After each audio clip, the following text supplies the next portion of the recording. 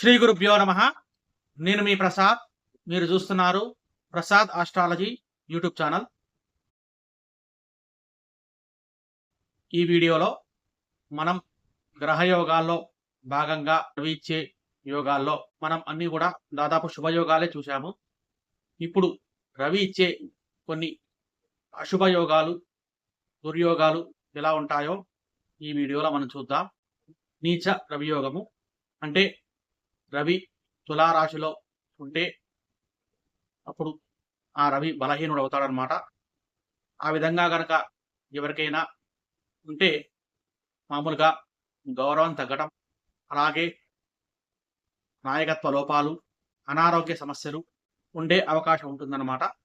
కాబట్టి రవి నీచలో ఉంటే ఈ విధంగా ఇబ్బందులు ఎదుర్కొనే అవకాశం ఉంటుంది. దీన్ని నీచ రవి యోగం అని కూడా పిలుస్తారు. అలాగే రవి ప్లస్ శని ఇద్దరు కలిసి ఉంటే తండ్రితో విభేదాలు ఏర్పడడం, అలాగే ఉద్యోగం ఆలస్యంగా రావడం, లేదా ఉద్యోగంలో కష్ట నష్టాలు ఎక్కువగా ఉండే అవకాశం ఉందన్నమాట. ఇది ఒక దుర్యోగంగా చెప్పవచ్చు. దీని తర్వాత రవి ప్లస్ రాహువు ఇద్దరు కలిసి ఉంటే కూడా దుర్యోగం ఉండే అవకాశం ఉంటుంది. ఈ విధంగా ఉంటే మామూలుగా పేరు ప్రతిష్టలు దెబ్బతినడం, మానసిక ఒత్తిడి, అకస్మాత్తుగా సమస్యలు ఎదుర్కొనే అవకాశం ఉంటుందన్నమాట. ఇది రవి ప్లస్ రాహువు ఇద్దరు కలిసి ఉంటే ఏర్పడే ఒక దుర్యోగంగా చెప్పవచ్చు. దాని తర్వాత రవి ప్లస్ కేతువు ఈ ఇద్దరు కలిసి ఉంటే ముఖ్యంగా ఆత్మవిశ్వాసం దెబ్బతినే అవకాశం ఉంటుంది. అలాగే అంటే ఆధ్యాత్మికంగా గందరగోళము, దాంతోపాటు కొన్ని సందర్భాల్లో కుటుంబానికి దూరం అయ్యే అవకాశం ఉంటుందన్నమాట. ఇక రవి 8వ స్థానంలో ఉండి బలహీనంగా ఉంటే ఆరోగ్య సమస్యలు, అలాగే అకస్మాత్తుగా ప్రమాదాలు జరిగే అవకాశం ఉంటుంది. జీవితంలో అనిశ్చితి ఉండే అవకాశం ఉంటుందన్నమాట. దాంతోపాటు ద్వాదశ రవి ఖర్చులు విపరీతంగా పెరగడం, అలాగే విదేశాల్లో ఉంటే అక్కడ సమస్యలు ఎదుర్కోవడం, దాంతోపాటు ఒంటరితనాన్ని కూడా అనుభవించే అవకాశం ఉంటుందన్నమాట. ఇక దాని తర్వాత పాపకర్తరి యోగము అంటే రవికి అటు వెనుక రాశిలో, ముందు రాశిలో 2 స్థానాల్లో కూడా పాపగ్రహాలు ఉన్నప్పుడు ఈ యోగం ఏర్పడుతుందన్నమాట. ఇది అన్ని గ్రహాలకు ఉంటుంది. ముఖ్యంగా రవికి గనక ఈ విధంగా ఉంటే అన్ని విషయాల్లో అడ్డంకులు ఎదురవుతాయి. అలాగే వచ్చే అవకాశాలన్నీ కూడా కోల్పోయే అవకాశం ఉంటుందన్నమాట.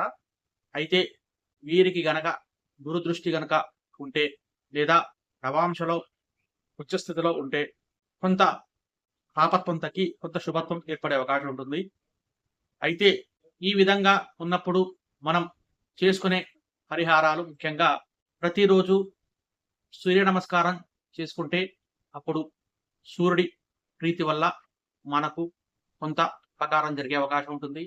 దాంతో పాటుగా ఆదిత్య హృదయం పారాయణం చేయడం, అలాగే సూర్యోదయ సమయంలో ఆ సూర్యుడికి అర్ఘ్యాన్ని ఇవ్వడం, దాంతోపాటు ఎరుపు రంగు వస్తువులు దానం చేయడం, గోధుమలు దానం చేయడం, అలాగే గోధుమ రట్టను మామూలుగా పశుపక్షాదులకు తినిపించడం, లేదా చీమలకు ఆహారంగా వేయటం వల్ల కూడా గోధుమ పిండి కానీ లేదా గోధుమ రట్టను ఆహారంగా వేయడం వల్ల, ముఖ్యంగా ఎర్రచీమలకు గనక ఆహారంగా గనక వేస్తే వాళ్లకు సంబంధించినటువంటి అంటే ఈ రవి సంబంధమైన దోషాలన్నీ కూడా కొంత పరిహారమై వాళ్లకు కొంత మేలు జరిగే అవకాశం ఉంటుందన్నమాట.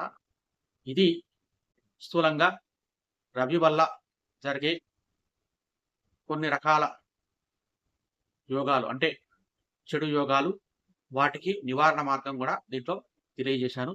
ఇది ఈ వీడియో. ఈ వీడియో కనుక మీకు నచ్చితే లైక్ చేయండి, షేర్ చేయండి.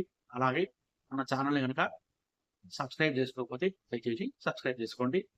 గోబ్రాహ్మణేభ్యః శుభమస్తు నిత్యం. లోకా సమస్తా సుఖినో భవంతు. స్వస్తి.